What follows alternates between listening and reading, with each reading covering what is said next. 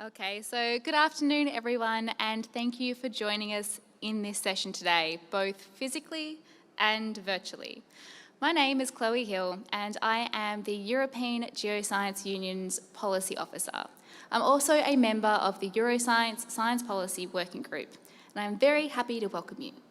I'm also moderating this session today. What versus so what? Science communication in times of crisis. Now, COVID-19 has affected us all in a range of unprecedented ways. It is a human, economic, and social crisis. It is also a cause of misinformation. Now, what is actually causing this misinformation? And how can we, as scientists, science communicators, media representatives, policymakers, and industry leaders, prevent it from spreading?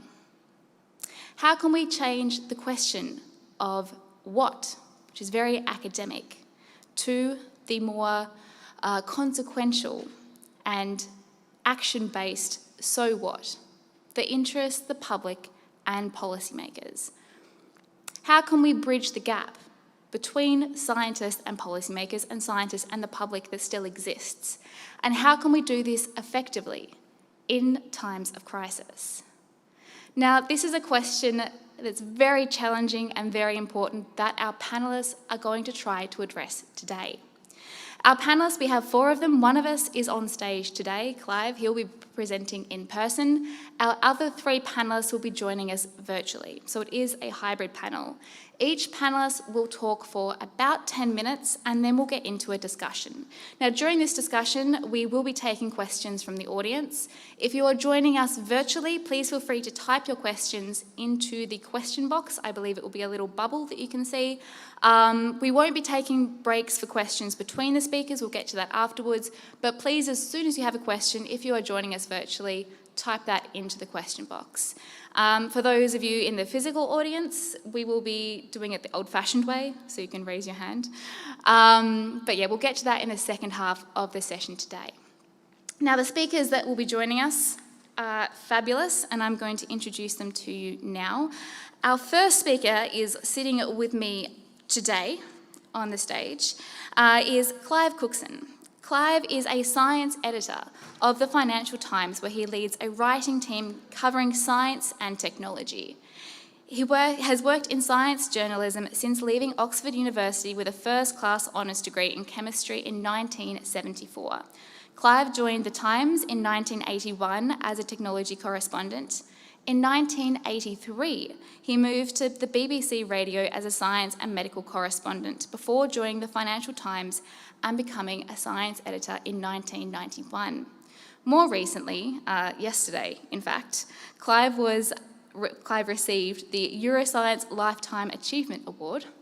And during his presentation today, he'll be giving a very personal view of what it has been like covering COVID-19 for the last 6 months. Our second speaker is Frederica Bresson, who is joining us virtually. She is a Fulbright scholar and Marie Curie alumna. She holds a PhD in computer science and 2 MDs in music and musicology. She was appointed a Professor of Digital Humanities at the University of Nova Gosha in Slovenia, and is currently developing a new line of research that combines technology, cultural studies, product design, and communication. Frederica also produces and hosts the podcast Technoculture, which some of you may have listened to before. During her talk today, Frederica will be talking about the science's current reputation and why we need to scale down our expectations of what science can do. A little bit controversial, maybe. Our third speaker, Svetla Tenova-Enska, is the coordinator of European Parliament's European Science Media Hub. Before starting this role, she worked in the Commission's Directorate General for Communication for 10 years. Svetla has a background in journalism and has worked as a foreign correspondent for the Bulgarian National Television in both Berlin and in Vienna. Today, Svetla will be talking about the European Science Media Hub's role at the interface between policy and research and media. She will also be highlighting the importance of communicating science, evidence, and the challenge of the infodemic. Our final speaker today, Ivana Kurikek, is a doctoral student in quantum information and an experienced science communicator. She specialises in science and technology policy. Ivana is currently finishing both a PhD and a master's program in politics and technology, co-leading the Euroscience Science Policy Working Group, acting as a planetarian presenter of the ESO Supernova, maintaining freelance engagements as a technical communicator, and working as a freelance consultant. During her talk today, Ivana will be highlighting the impact COVID-19 is having on early career researchers and their interactions with the media, public, and policymakers. So as you can see, we do have a really great panel, a very diverse panel in the different things they're going to be talking about. I think it will raise a lot of questions, so like I said, please feel free to ask questions during this discussion period. And without further ado, I'm going to turn to our first speaker, so Clive. Thank you very much, Chloe. Well, as you will have gathered from my Lifetime Achievement Award, for which many thanks Euroscience, and from the timeline you read out, it has been a long career, but nothing at all like this has occurred in my experience. This is much the most intense period in my working life, without exception.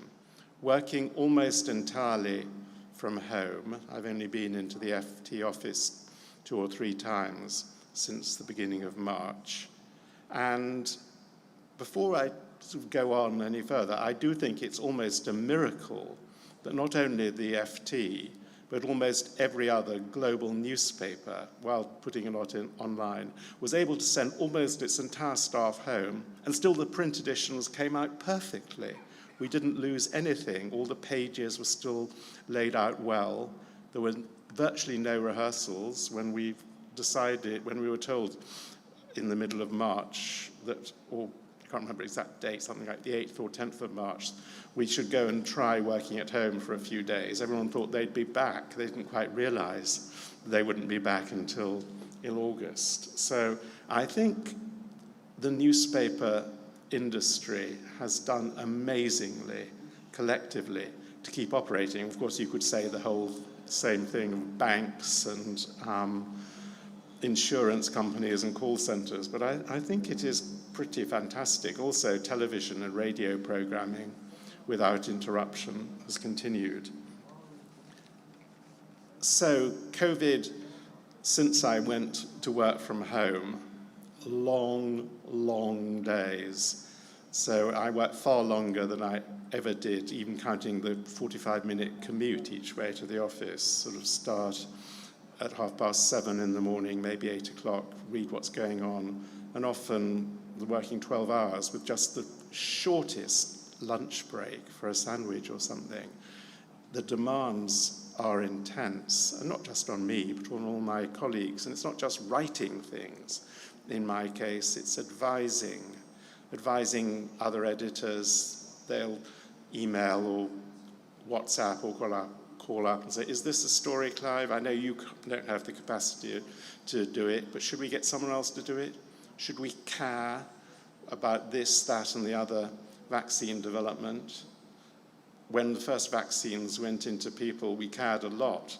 But now, when there are sort of 3 dozen in various stages of clinical trial, I have to say, you may have got an excited press release from the company, but no, in the grand scheme, we don't care any longer. We're delighted that it's out there, but we'll wait till it's produced some results. And even then, if they're phase 1 results, rather like other vaccines, we might not be too bothered.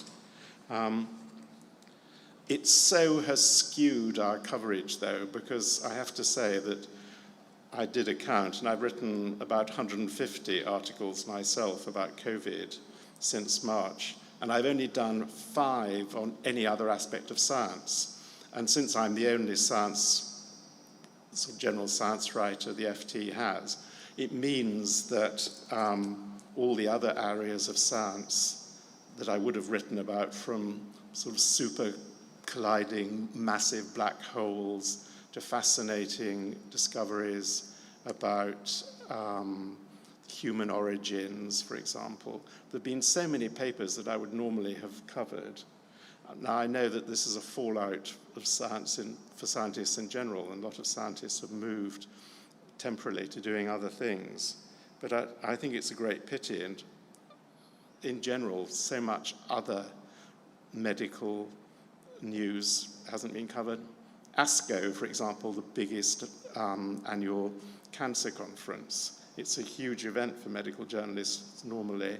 This year, not because there was less news, they got very little coverage, because anyone who writes about health and medicine was writing about COVID. Another point I would make is that the PR industry, public relations industry, has really latched on to COVID in a big way, which is their job.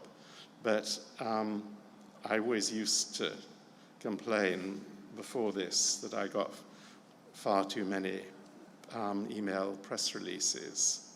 But I would always say to PRs, please keep sending them, because I can always just delete them. I don't want to miss something that could be important. Well, the volume of press releases has gone up as well.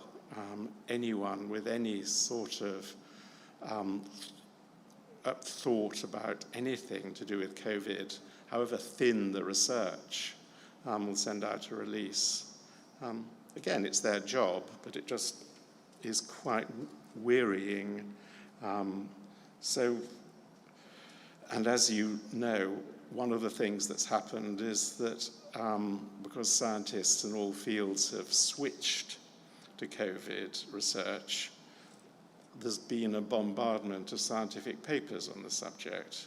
And I found it hard actually to get a really good total for the number, if you count all the ones that are on preprint servers, bioarchive, medRxiv, etc.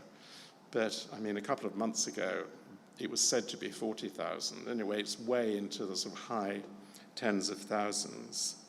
And journalists have started covering them in a way that, until the end of last year, it was a sort of almost a mantra of sort of responsible science journalists. You wait until a paper has had some sort of peer review. Well, no longer. I mean, it's still nice if peer-reviewed paper, and it can be a bit confusing, because if a paper appears on a preprint server and gets some publicity, the university or research institute will try to get a second bite when it appears in the journal, and you often have to do quite a lot of checking to see whether this is really new, and they kept it quiet until it was properly published in a journal, whether actually it was virtually the same information, maybe adjusted a bit, has already appeared that. So how do we cope with this? Well, the answer has to be, to some extent, doing our own peer review. I mean, you just need to have a good network of contacts and colleagues in universities whom you can ask. And you have to bear in mind that people who know about what's going on in the various aspects of virology, immunology, vaccinology, etc., they're incredibly busy people. And I have been very struck by the way a substantial number of these busy scientists at the heart of COVID research are willing to talk to journalists. Not all, but a surprisingly and gratifyingly large number. I think my time's almost up, but I just want to say one last thing in terms of my coverage, or coverage of science journalists in the UK in general, which is that the Science Media Centre in London, which was set up, I think, 17 years ago, and is now an independent charity, but housed within the Wellcome Trust.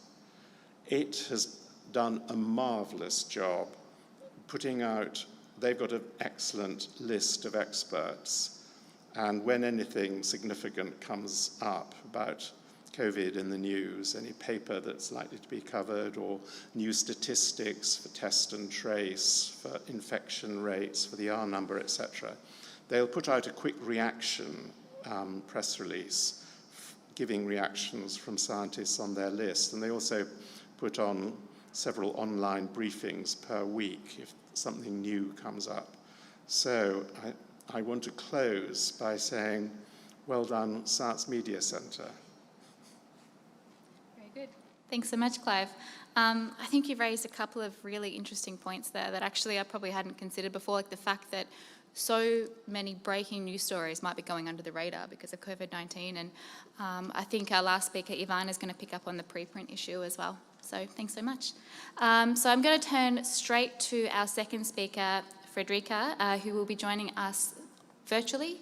And again, if you have any questions for any of the speakers, please just feel free to put them in the Q&A box down below if you're joining us virtually. Okay. So. Can you hear me? Yes. Yeah. Yes. You do? Yes. Great. Thank you so much for having me on the panel today. It's a pleasure to share the stage with brilliant colleagues and an honor to follow Mr. Cookson, whom I congratulate for the important award he's received yesterday. What I want to talk about today is a misunderstanding between science and society that pervades all media communication. Just like all of you, I am currently concerned about the ongoing pandemic. So I watch the news, I try to stay informed, and I pick up clues that, to me, reveal this misunderstanding between science and society. A misunderstanding that is not obvious, that is hidden between the lines. And why it matters is because this misunderstanding does not help the conversation, does not help us move forward. Some examples. About a month ago, I was watching CNN on YouTube, and I stumbled on a few clips that were good examples of what I'm talking about. The clips are all about COVID-19, but I think that we have seen this misunderstanding before, and we'll see it again. So I think that COVID-19 is just what we live through now. What is this misunderstanding exactly? Well, better people than I have tried to elaborate this idea in more than 10 minutes, but here's my condensed version. Science does not tell you what to do. Science does not tell you how to behave in the world. Science is about learning what the universe is made of, and that's why facts are so central in science. Science is about the what. It's objective. But we, as humans, we look at the world as a stage for action. Things are not neutral to us. They are a potential tool or a threat, and we scan the environment in an instrumental way. So we are purpose-driven, and we need to know what to do. This is not the question what. That's beyond the question what. It's so what. Science is one of the ways in which we produce knowledge that we use to navigate reality. Science is one of the sources of knowledge that inform our lives. Politicians and policymakers should absolutely be informed about the science, but then they need to come up with a plan or policy that considers other factors of social relevance to the point that they might slightly disregard or go against what the science says, or oftentimes just fill the gaps, because science does not tell us everything. There's much we don't know about this virus yet, but politicians cannot wait for us to get there. They need to act now. So they take decisions with incomplete data by definition. Many think that science is this source of truth that we can interrogate like an oracle, and then we will know what to do. So we expect science to give us solutions to questions that require a decision. A big one: should we reopen schools in September? Science informs this decision, but it does not have an answer to the question. Science does not tell us what to do. Politicians and policymakers need to take the responsibility to make a decision, an informed decision, and it will be them who will be held responsible, not science. Science, or rather scientists, have their own responsibilities, but to each their own.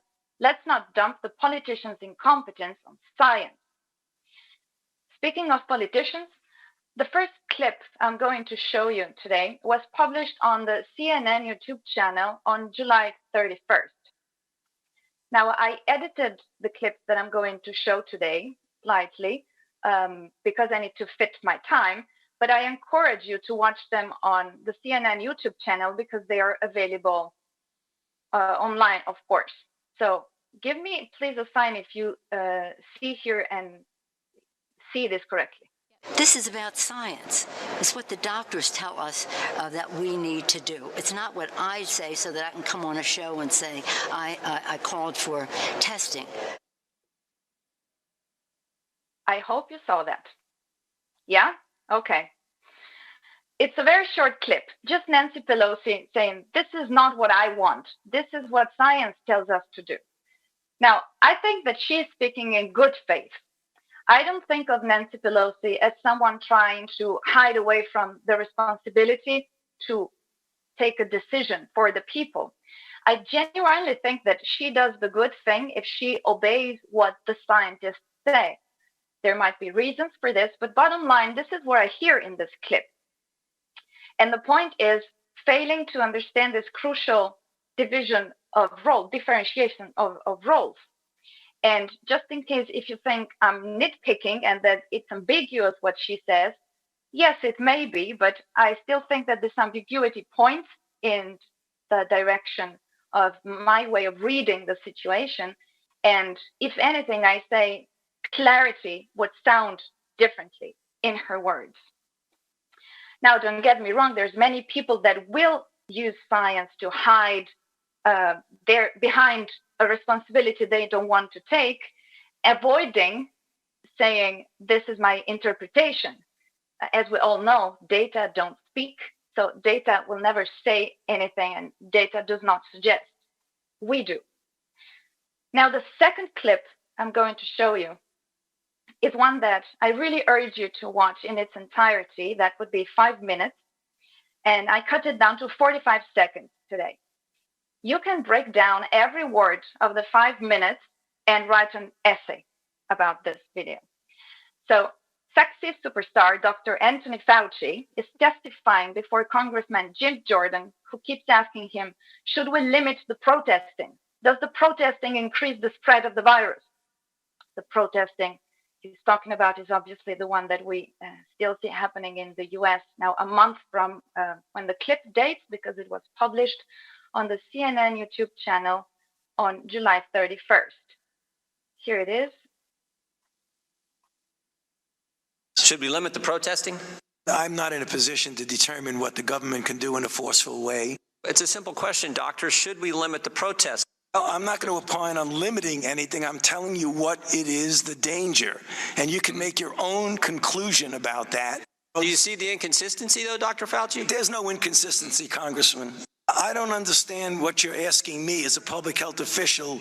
Well, I just want an answer to the question. Do the protests increase the spread of the virus? I don't have any scientific evidence that anything. I can tell you that crowds are known to increase the acquisition and transmission, no matter what. So you don't have a position on whether the protests increase the spread of the virus or don't increase the spread of the virus?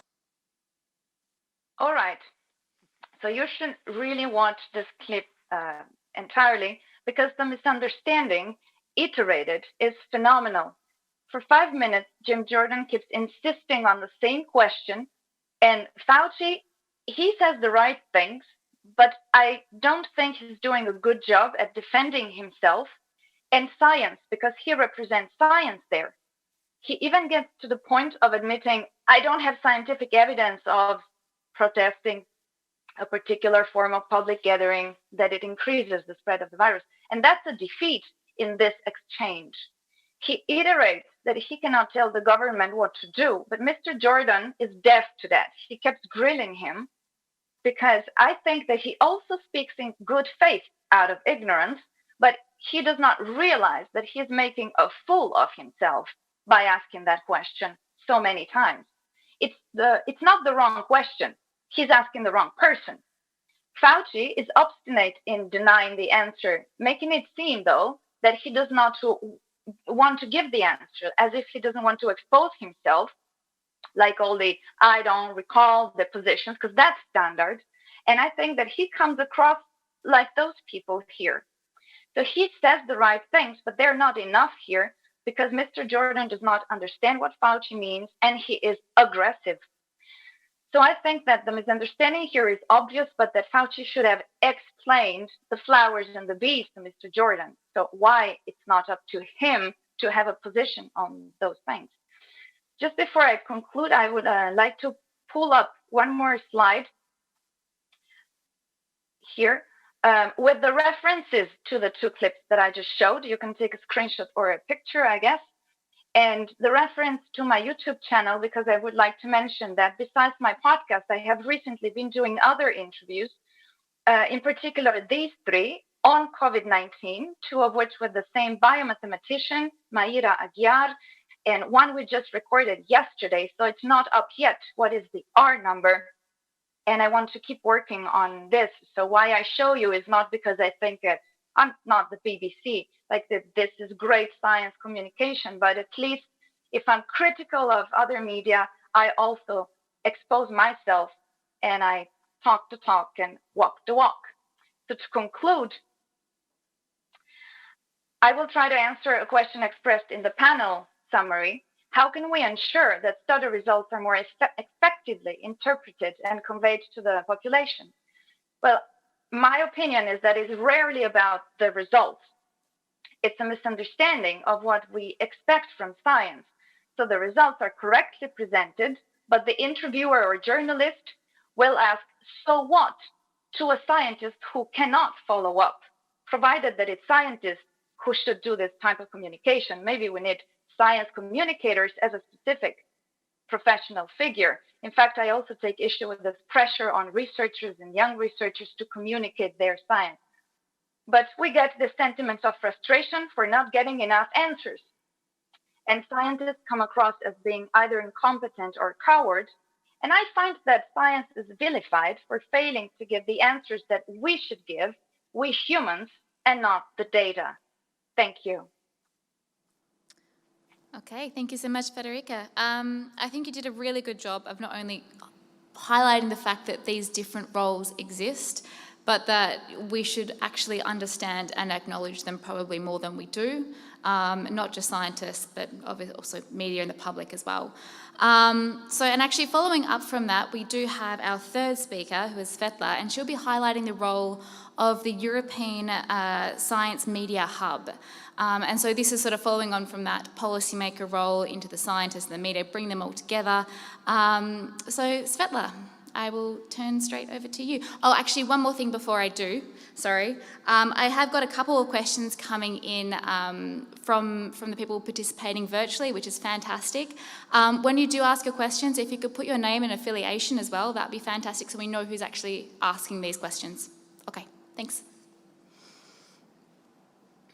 Many thanks, Chloe. I hope you can hear me from Brussels. Thanks a lot for this opportunity to present you our experience in the European Science Media Hub with this really a very complex situation and interaction between policymakers, scientists, and media in the pandemic.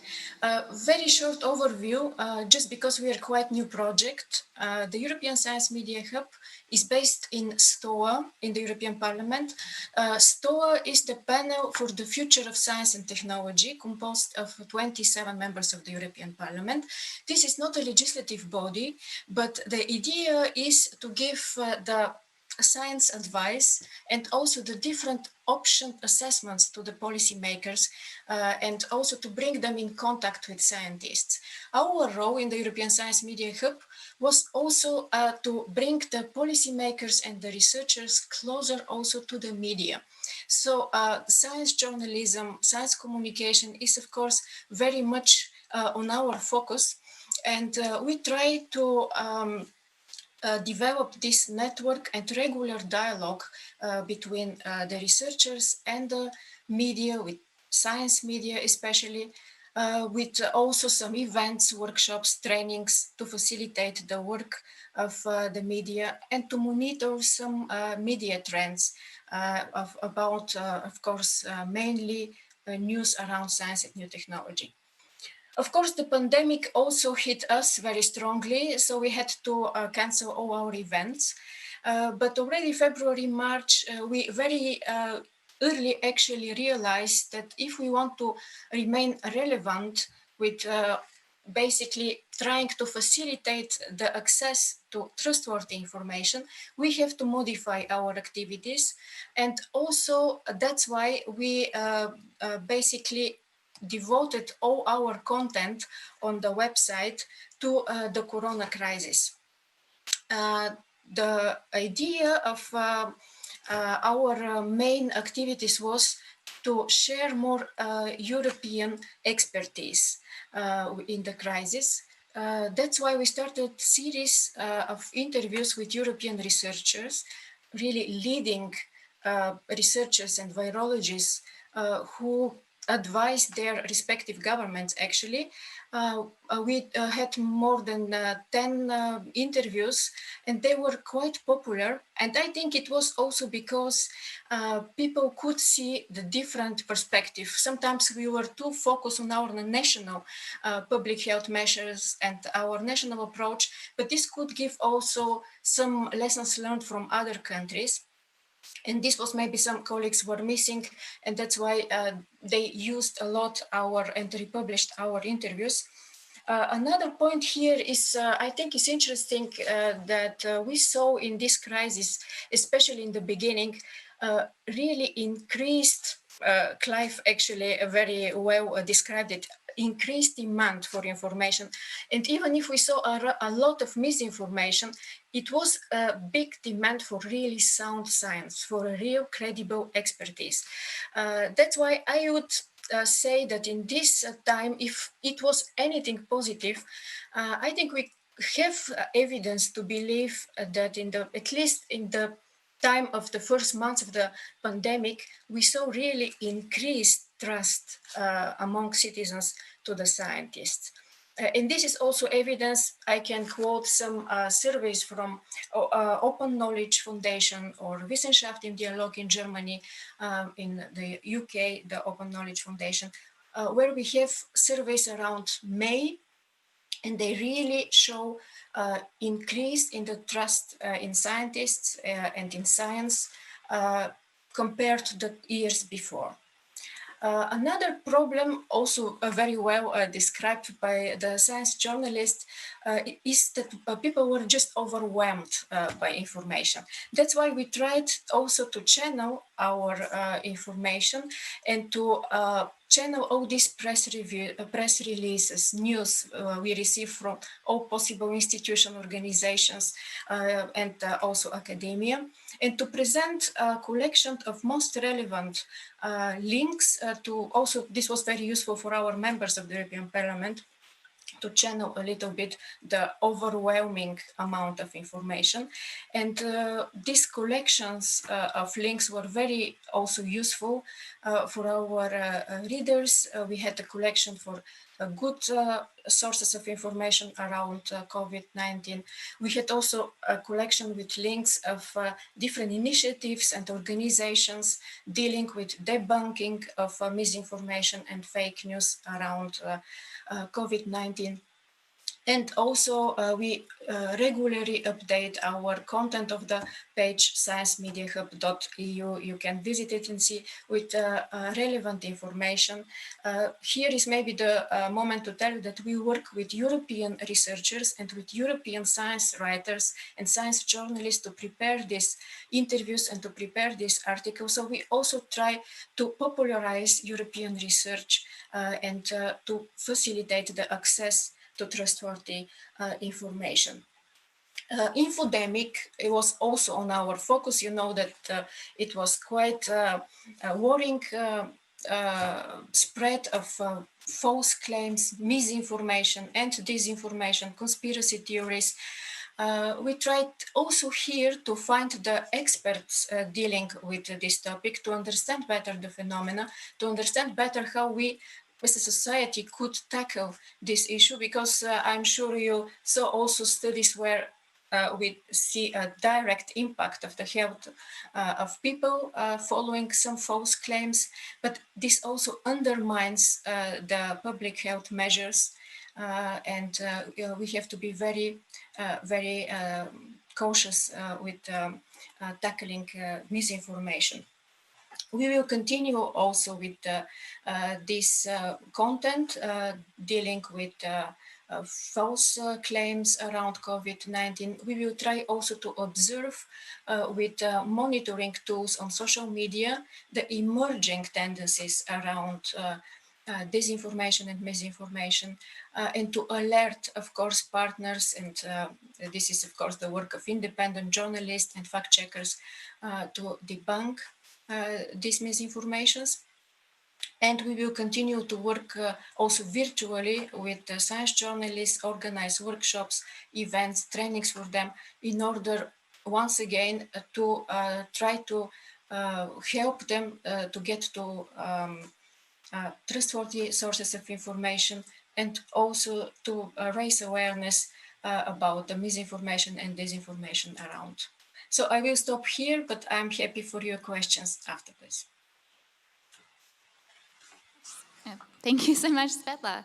I think that was a really nice presentation that gave a more positive view, actually, of the increasing trust in scientists and some of the products that have come out, the science communication products that have come out of the COVID-19 pandemic. So that's really fantastic. So I will move on to our final speaker now, Ivana.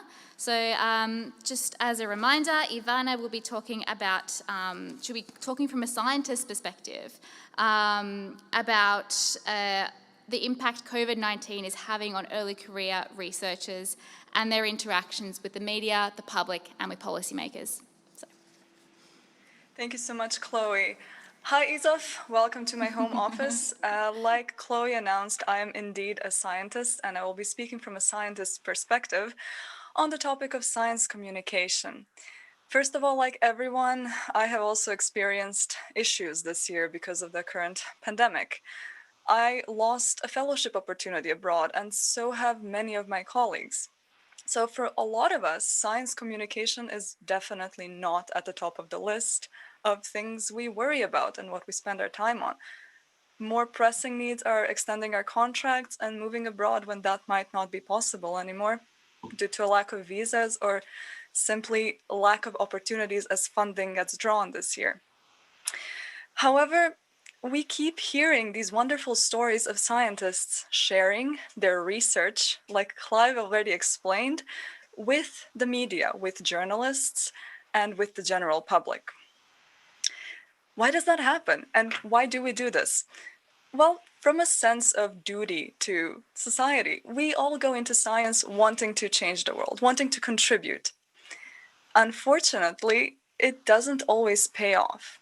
Do SciComm, do science communication. We hear that taught all the time. But the question is when and why? Because when it comes down to it, when I will be looking for my next academic position or thousands of my colleagues, nobody will be asking us, how many outreach projects did you participate in?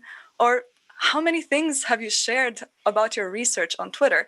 How many journalists did you talk to? They will be asking us about the funding we obtained, about the papers we published, about the collaborations we did. Unfortunately, that is the reality we are dealing with. So when we are asked to share our research, we first need to consider, and myself personally as well, will this affect my ability to do research as much as I can be doing? Now, when we do talk to the media, one thing that Clive didn't mention, but I know is a big issue for a lot of scientists, is the question of whether we'll be misinterpreted, misquoted. Maybe our quotes will be enhanced for a little bit of a spark inside of a title about a report on something that we did that might not apply to a general situation. And our point of view, like Federica already explained, as a scientist, is very neutral. We are trying to be objective. We are trying to reach a particular result.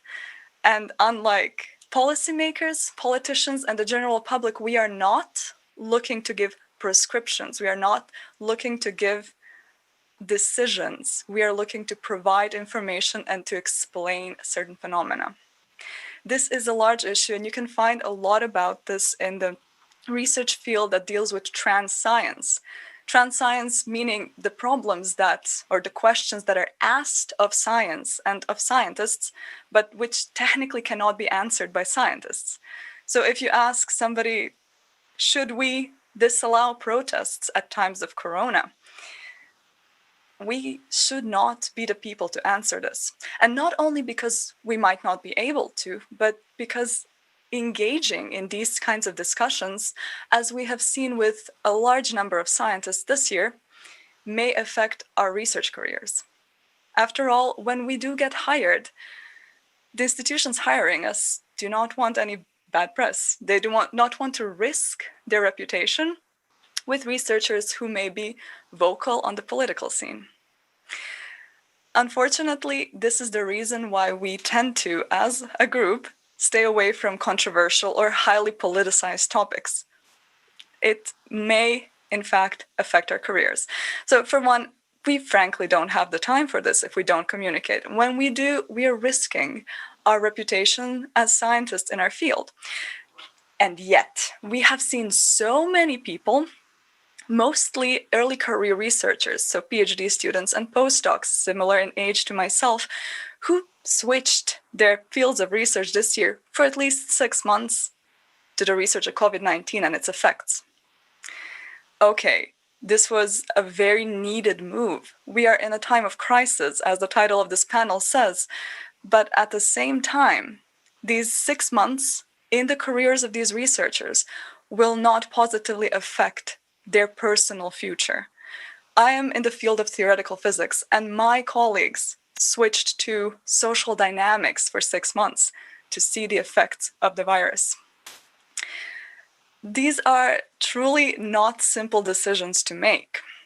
So I want to quickly touch upon what the previous speakers have discussed and tell you what a scientist or somebody from the perspective of an early career researcher has to say about the troubles we have dealing with these topics.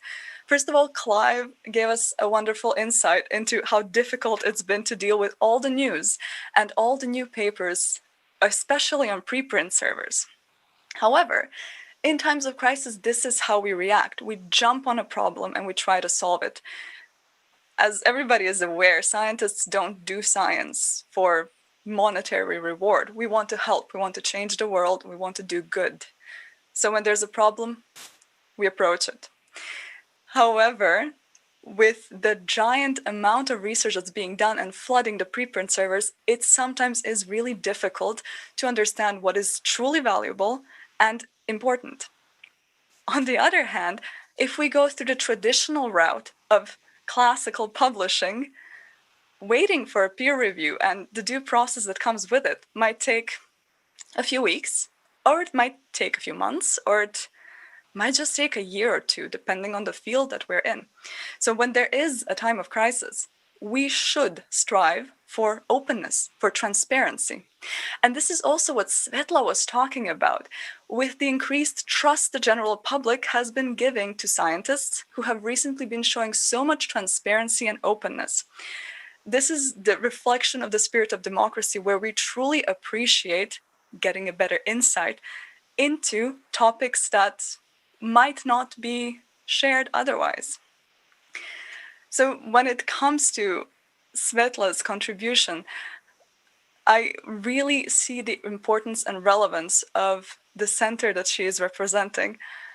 And at the same time, I worry that the pressure on scientists, and especially early career researchers who do have the potential and potentially the time to engage in science communication, might actually hurt their careers and might hurt their reputations. It might put them in a position where it is difficult to pull back and say, hey, I'm only doing science. Please don't ask me to give my comments on the political state of my country.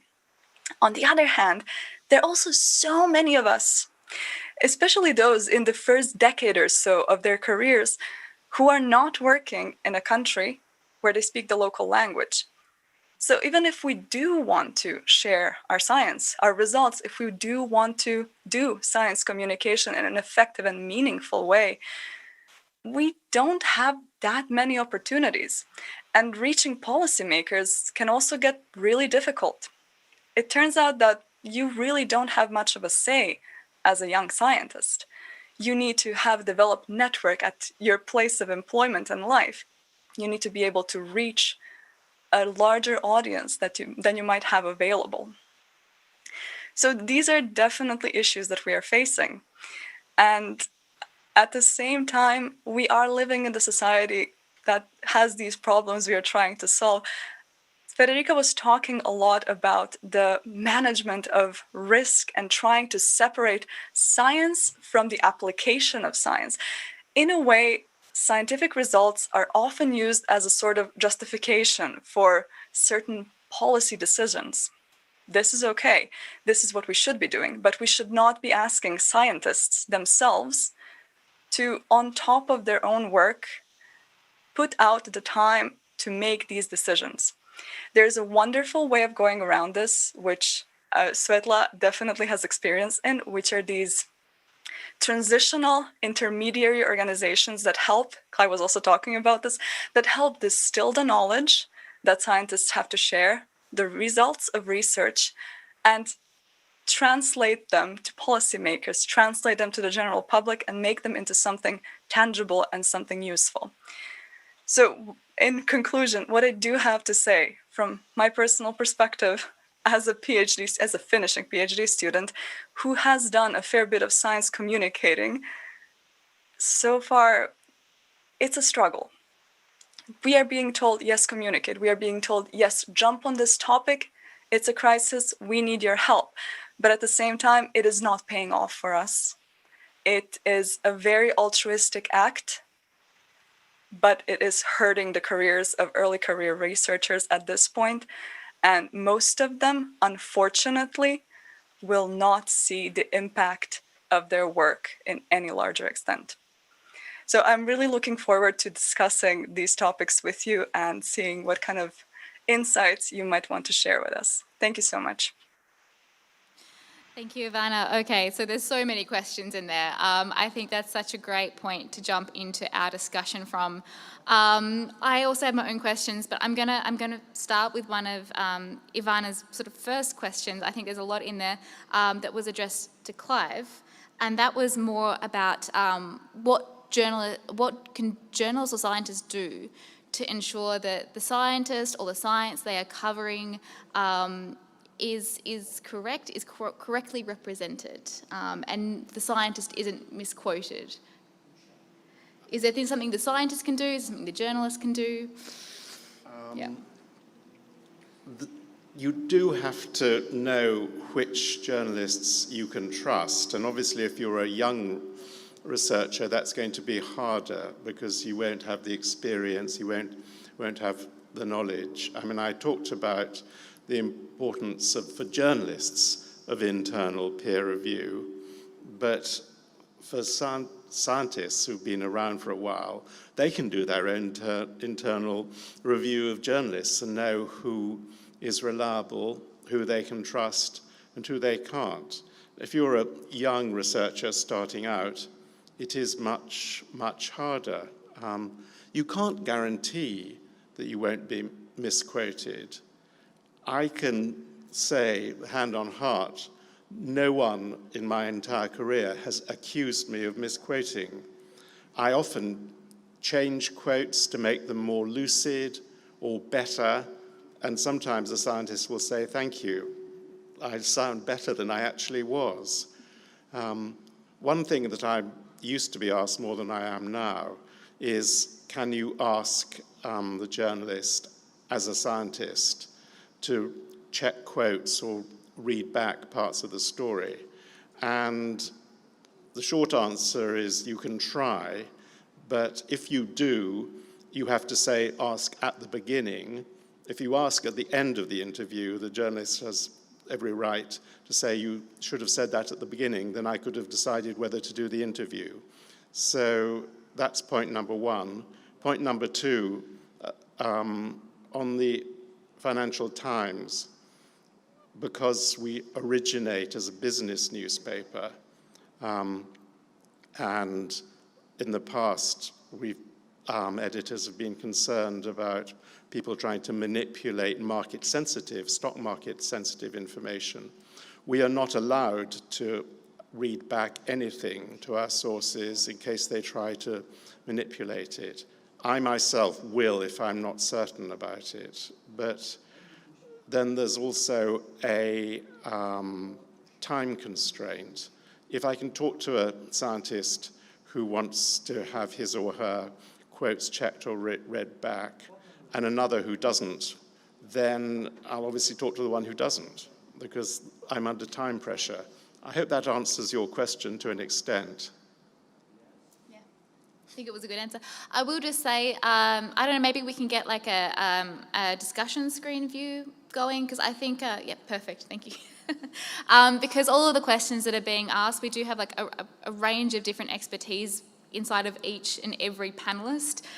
So if you want to jump in and respond to someone else who has answered a question, absolutely feel free. And for those of you in the audience, I think there's a microphone at the back in which you can ask questions. Is that correct? That microphone is where these people here should ask questions? Yes, yes. So if you do have a question, for those of you who are sitting in front of me, if you could just go up to the microphone just at the back there, and you can ask your questions from there. Yeah, exactly. I will come to you if you do that. And once again, for everyone who's listening virtually, just type your questions into the box. So I do have a couple of other questions that sort of came up during the discussion that I will just get to first, and then I'll get to the ones that we've already been asked virtually on our discussion board.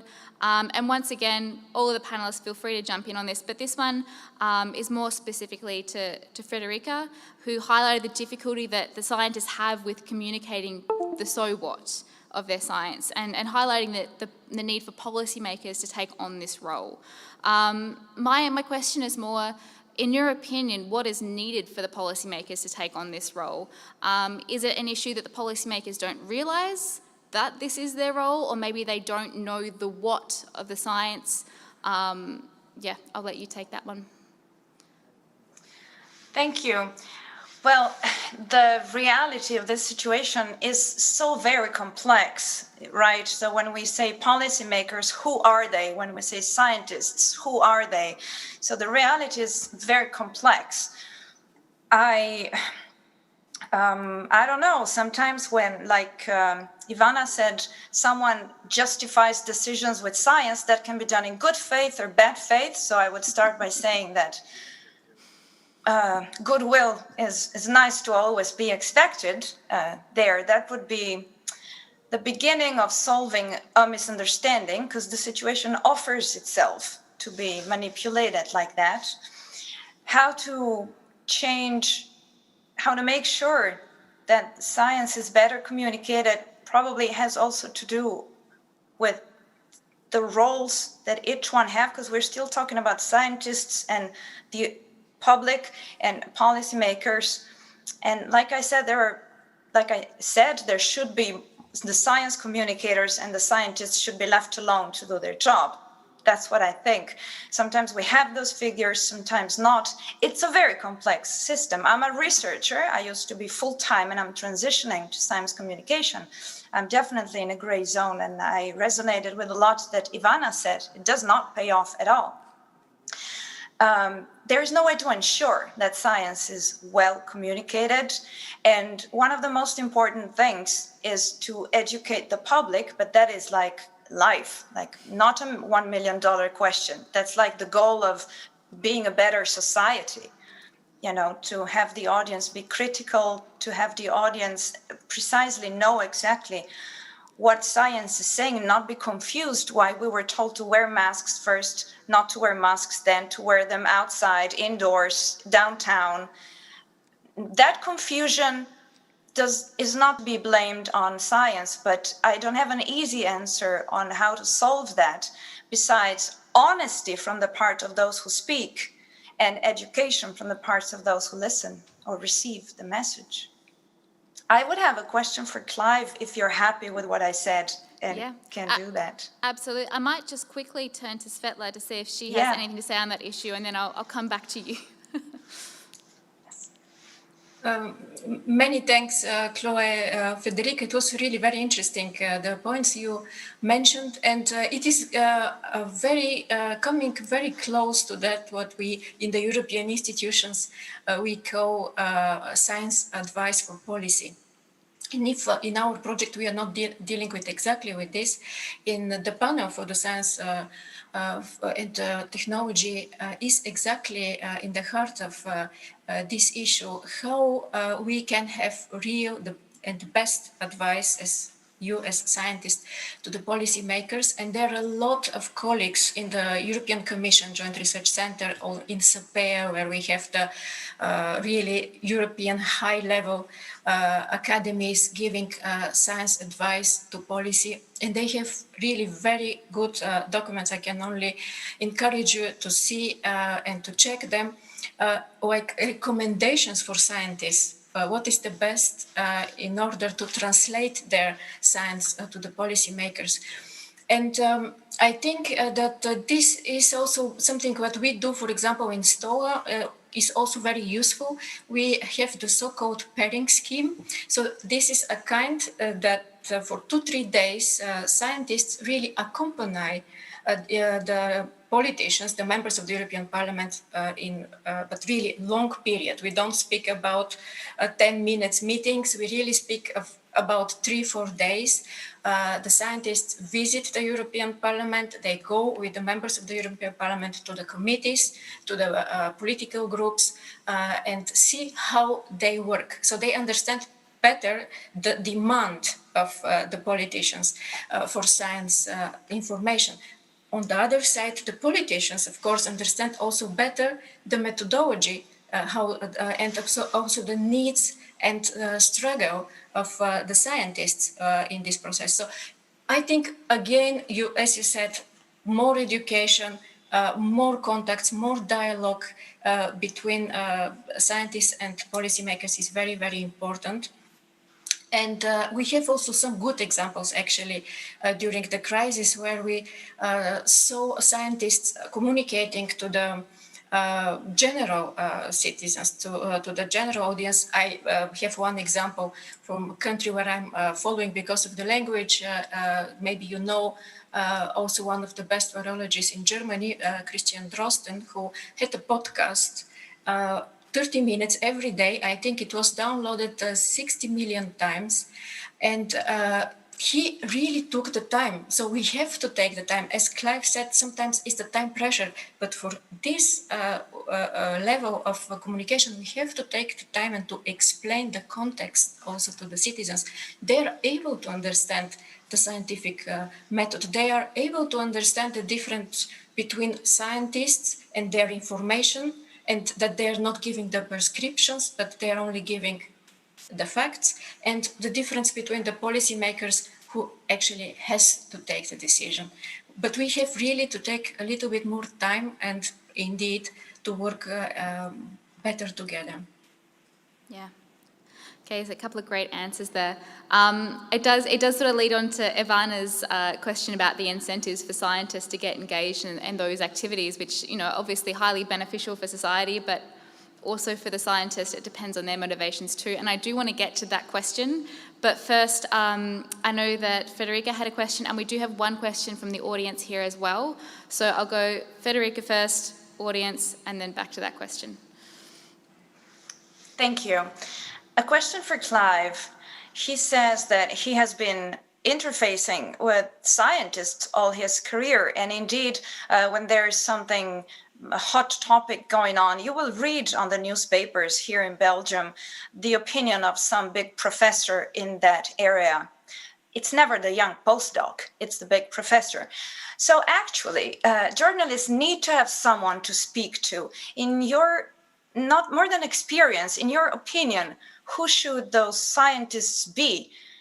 Should there not be scientists, and specifically science communicators? When the journalist picks up the phone, does he already have the full professor's number, or should the journalist Google the PhD students of that department, who you think should be doing the communication specifically from the lab to the media, to the newspaper office? That's such an interesting question, and since in the last few minutes I've been thinking about that, and I've come to the conclusion that the result of the corona crisis is that far more professors and senior scientists and men have been quoted in the media than last year. For example, if there's an interesting research paper and you're writing about it as a journalist, I will normally try to speak to the first author, who is usually the young scientist, if it's some new piece of research. But if in the sort of pell-mell of COVID-19, it's totally different, because it's not so much, you may be talking about a research paper, but quite often it's what you're talking about is what the science says. And I think the point, this absolutely fascinating point you made about the disconnect. So you're talking to professors about what the science says, and this is what the editors want to know. What is the evidence for transmission of COVID-19 in schools? How does the transmission of the virus between the children interact with the transmission of the virus into wider society? And there, although there may be studies, you're really asking for sort of scientific opinions. So, I mean, to go back to your original question, I think it's really sad that I've talked to far larger number of scientists this year, but a smaller proportion of them have been young scientists with interesting research projects, because last year I wrote about a lot of things that just took my fancy. They were interesting studies about this, that, and the other thing, which this year I've not been able to do. So there's been a very interesting change, and I'm glad you've made me think about it. I'm not sure quite what we can do, but it's there. Yeah, I think this session might raise more questions than it answers, unfortunately, but definitely a good answer. I saw Ivana also had her hand up to that question too. Did you want to say something, Ivana?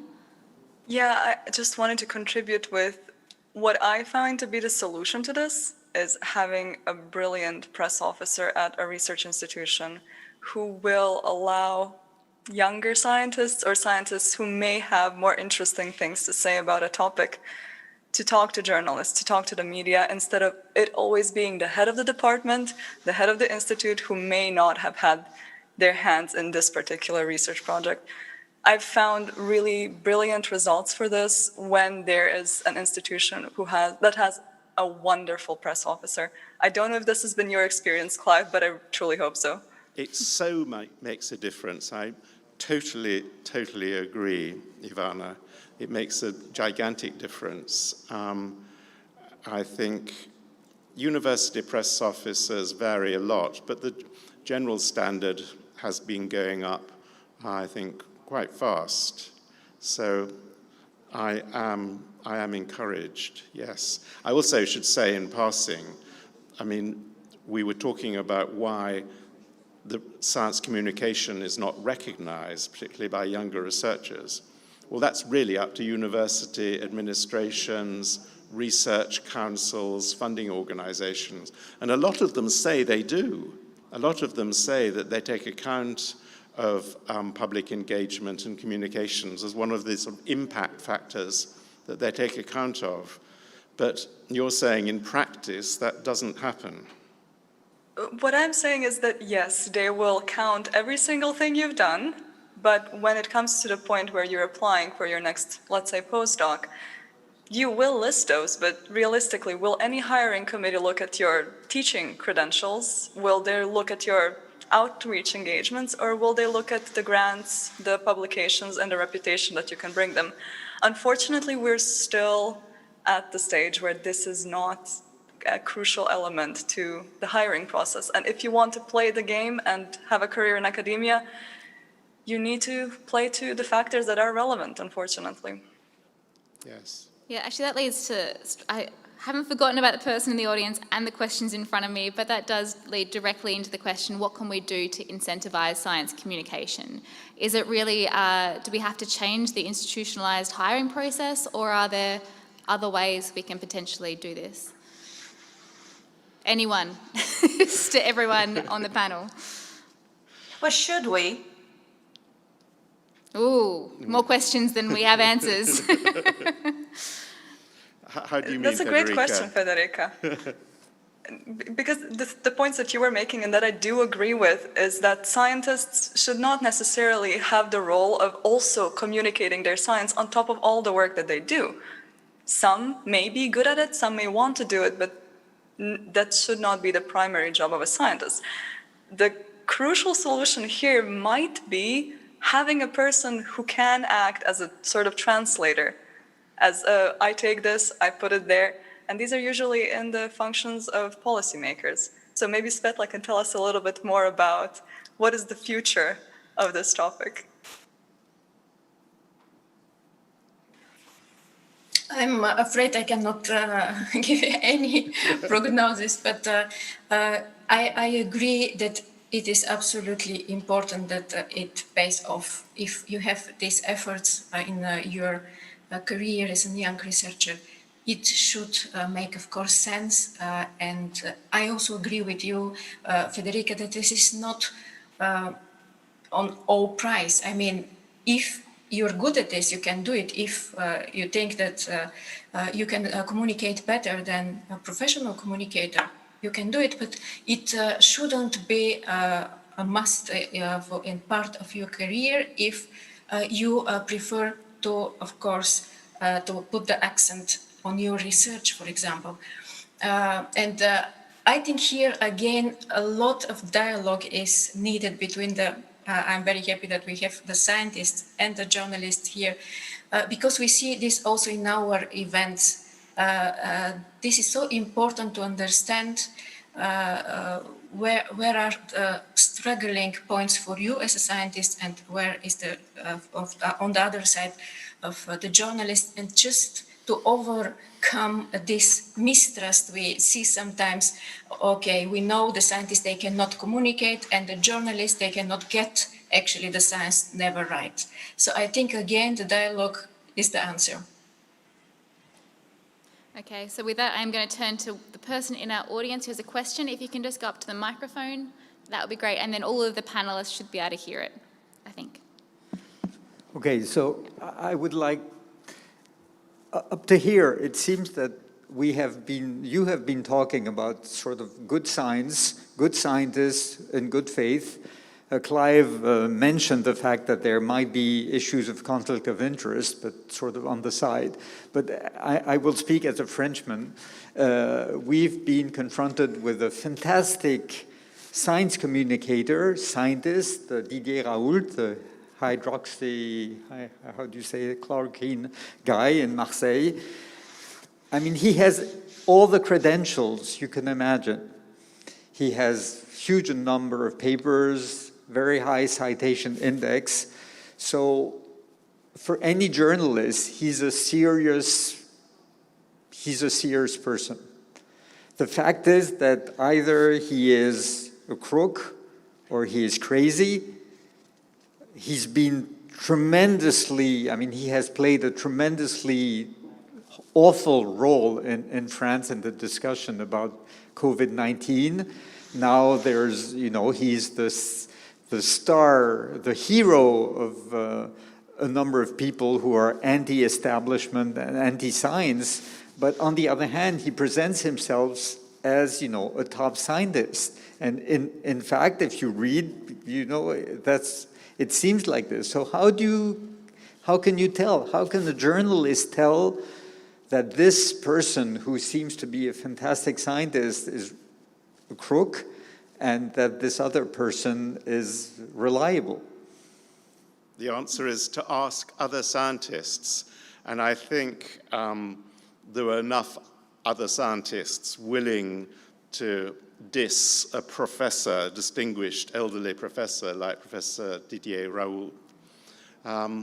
So I think it may have taken a while, but I think he has been discredited by other scientists, whereas there are other figures who, on the whole, have been supported by other scientists. Obviously, Tony Fauci is a good example. In that clip, he may not have performed as well as Federica thought he should have, but he has been so supported by other scientists. So I think, for a journalist, yes, we do look at people's credentials. If they've had a distinguished career and are a professor or have been professor at a top hospital or university, of course that matters. I don't know if anyone else thinks about this.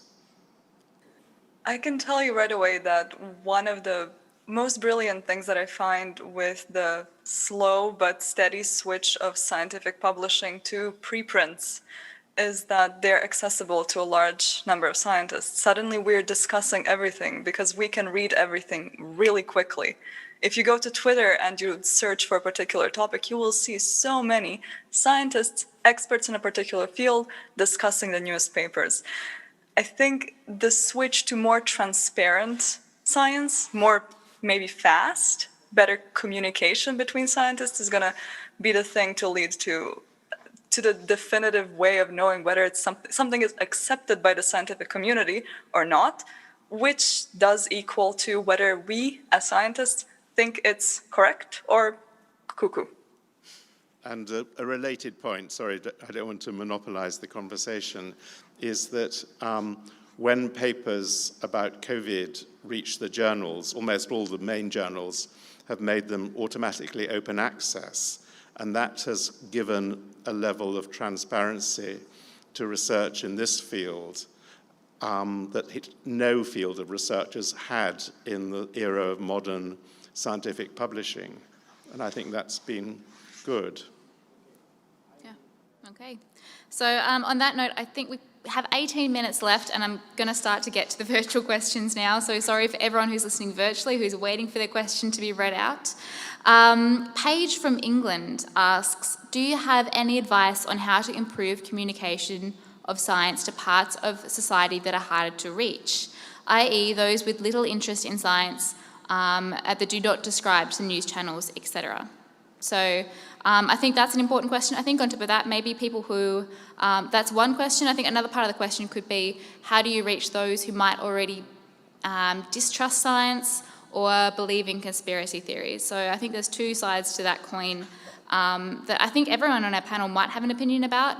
So whoever would like to start may Well, speak. I would like maybe to say something about the question, besides saying in response to Clive, I hope it didn't come across like I was criticizing Fauci as a scientist, because I was not. It was painful to watch that exchange.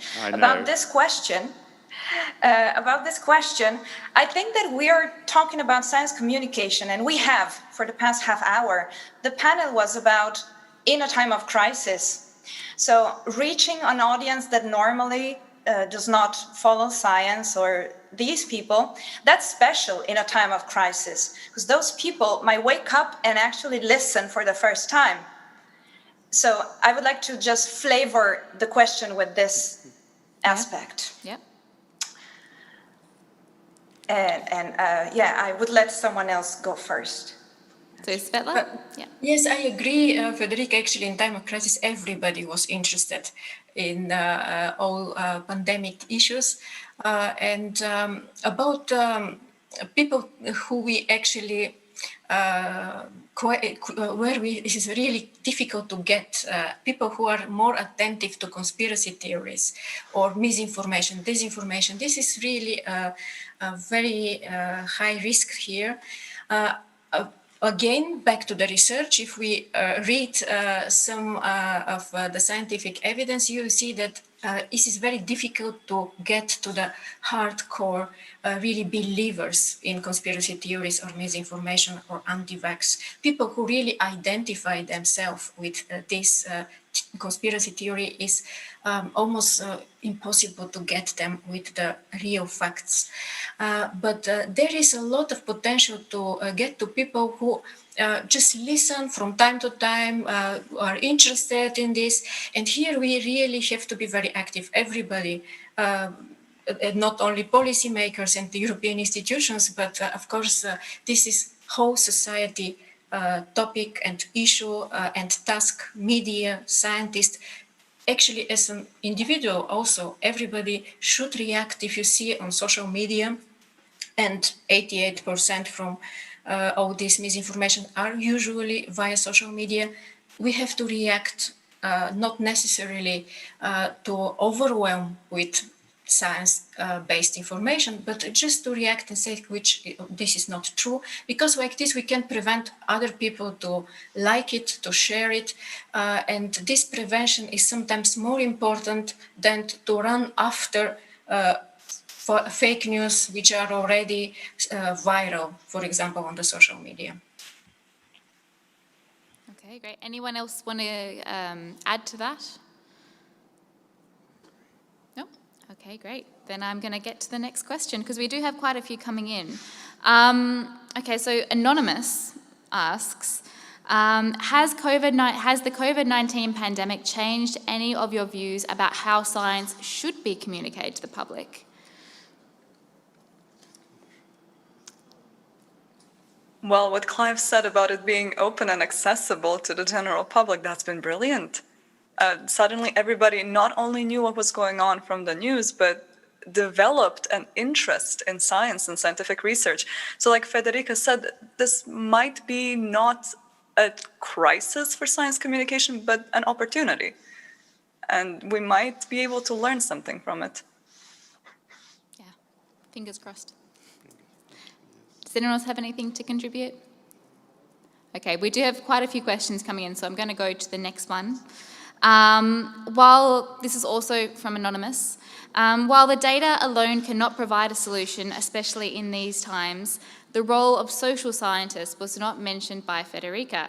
What role, therefore, should social scientists, researchers, and other stakeholders play in times of crisis? So, I guess yes. I have to respond. Yes. That's my point. They should have a role. All these people, yes, that's just like the bottom of the cake, the top of the cake. We need all that stuffing in the middle. That's all those people, exactly. I say yes. Is that an answer? Sure. Does anyone else have anything to contribute? Well, I completely agree. And I think social scientists, there's been quite a lot of criticism in the UK that the official government science advisory bodies have not paid enough attention to social scientists or behavioral scientists. And I think that's registered with journalists, and there is an improvement in the inclusion of social scientists who obviously have a great deal to say about this crisis. So I agree. Yeah, great. Okay, this one is actually also for you, Clive. It says, thank you and congratulations for your talk, from Anonymous. He's wondering how you balance your time and demands to write the 150 COVID-19 articles and scanning preprints, journals properly to ensure the information you're using is actually useful. So I guess this has two components. One, how are you managing your work-life balance? Is everything okay, maybe? And I guess that again goes to, how do we ensure that the breaking newsworthy stories that aren't COVID-19 relating to other areas of science are actually being covered by the media? Well, it is, I think, one answer to the question of how you cover so much is that while maintaining accuracy, as a journalist, I have to pay less attention to the style. I've always prided myself on sort of writing nice prose and thinking of a nice sort of lead-in, nice introduction to the article. Well, you don't have time now. You just, as long as it's accurate and right, the sort of the writing style is less important. And I think I've noticed that. I mean, there are people who do have a great writing style in this field. Probably Ed Yong is the exemplar.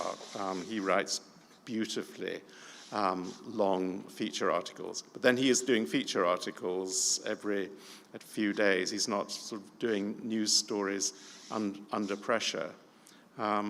So I think that's the best I can do for an answer, really. Not worry too much about how well it's written, as long as it's clear and accurate. And don't try to spend time, as I used to sometimes, thinking of a really elegant phrase to sum up something. Maybe there isn't one. Yeah, yeah. Fair enough. Okay, so we do just have under 10 minutes left. I'm going to ask this question actually from me, because we do have quite a lot of Euroscience board members in the room today. What do you think intermediary organisations like Euroscience, who work at the interface of all of these different sectors, science, policy, media, can do to translate research or maybe facilitate science communication? Is there something that broader organisations can do? Is it possible given limited resources? I'm also asking this from my perspective too, as someone who is working at a similar organisation. What can we do to help scientists, to help policymakers, to help those in the media get this science in times of crisis as well as regular times as well? Well, I want to say that Euroscience is doing it. Not what can we do, it's doing it. Good. Got some smiles, I think. On many fronts, but that's for the short answer is that. Mm-hmm. Anyone else? Maybe Svetla, do you happen to work with any other organisations that have scientists that are members or anything in that regard? Does that help you out with your work? Exactly. We work, of course, also with Euroscience and with many other institutions, and also with the European institutions. I think, once again, we can be this platform for dialogue. We can facilitate this dialogue between the media, researchers, and the policymakers, bring them closer, trying to explain them the different supply and demand between scientists and researchers. That's why networking is quite trivial, but it is actually key and dialogue for this, exactly for these organizations at the interface between the actors. Mm-hmm. Okay, great. We do have one more question from the audience. Did you? Yeah, great. And this might actually have to be our last question, so. Well, I actually have two. Oh, okay. But try to be very brief. So the first question is for Clive. You spoke about flow of information. This is actually also happens in regular times. Sometimes scientists, they can't be updated in their own niche. That's really exploded during the COVID. So you as a journalist, so as a non-expert person, which are the strategies that do you enforce to find and select the good and the proper story, so something that is scientifically relevant and it also relevant for the society? Do I straightly go also for the second, or I just wait?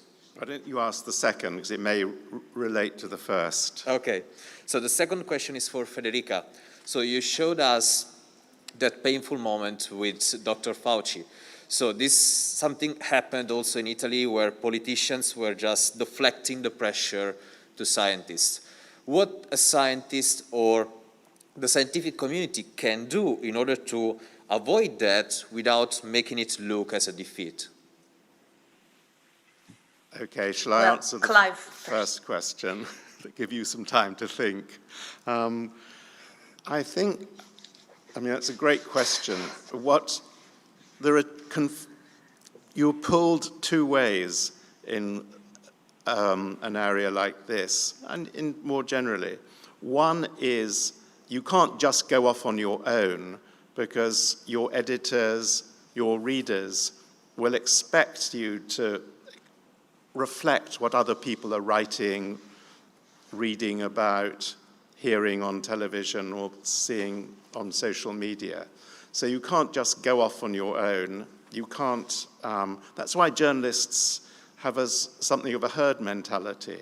I mean, if there's some big story about a sort of vaccine trial or some some important person who's broken the lockdown rules, you can't just ignore it if everyone else is covering it.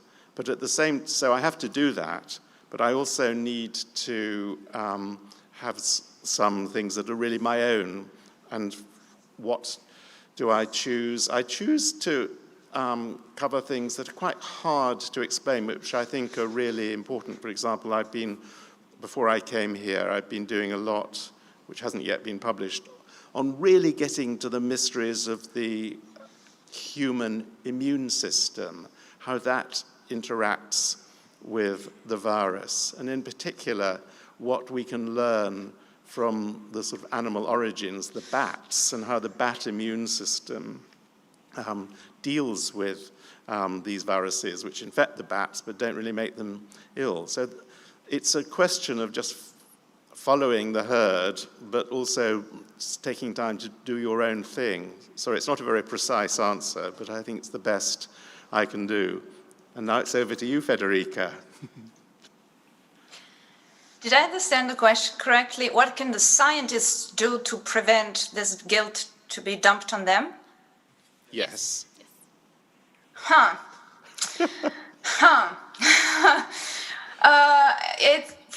Isn't it a lost battle somehow?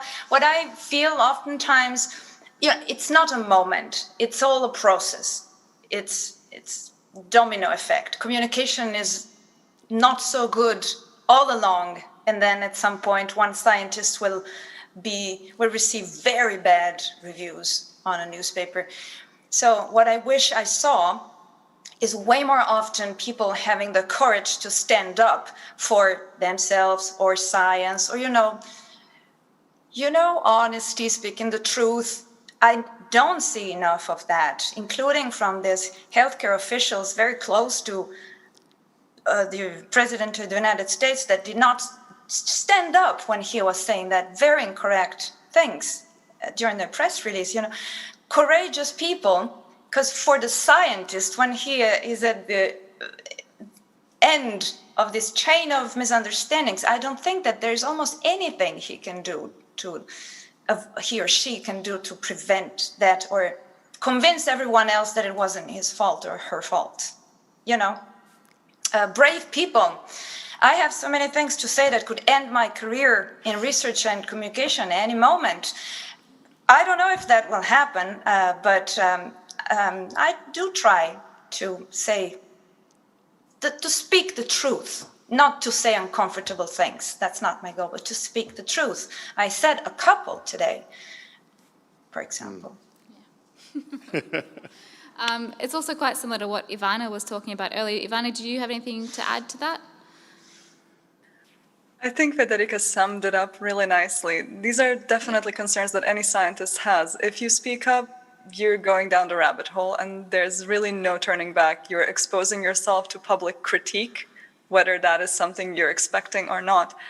And at the same time, different researchers in different fields of research, we have social scientists, we have economists versus epidemiologists. They're going to have different views of what is important in a crisis situation such as this one. So it's a dangerous move and you need to be aware of what you're doing when you're taking it. Yeah, nice and short, which is good because we have less than 2 minutes left. So I'll just give a couple of sort of final words, basically summarizing this session, which has covered a huge amount of content in just an hour and a half. I think it was the nature of the session. We did hear about some positive things that have come out of the crisis. So things like a greater trust in science, that's fantastic. Some initiatives that really counter the dis and misinformation coming from the European Union, that's really good to hear as well. But of course there's the negative impacts as well, the potential to miss breaking news or stories that feature science other than COVID, and also the increased workload which sort of is pushed onto scientists, onto the media, onto a lot of different people, and including those in the panel. So we have 30 seconds left. Any last words from the panelists? Maybe one final thing that we should do to improve science communication in times of crisis? Anyone want to jump in? It's a tough question to answer in 20 seconds. I think maybe we should leave it there. I won't put you on the spot. But I would like to really, really thank our panel for joining us today, joining us virtually, joining us on the stage. It has been a fantastic and fascinating session, and I think it will be uploaded onto the website afterwards. So if you want to rewatch anything, feel free. Thank you everyone for joining. Thank you, Chloe. Thank you. Thank you.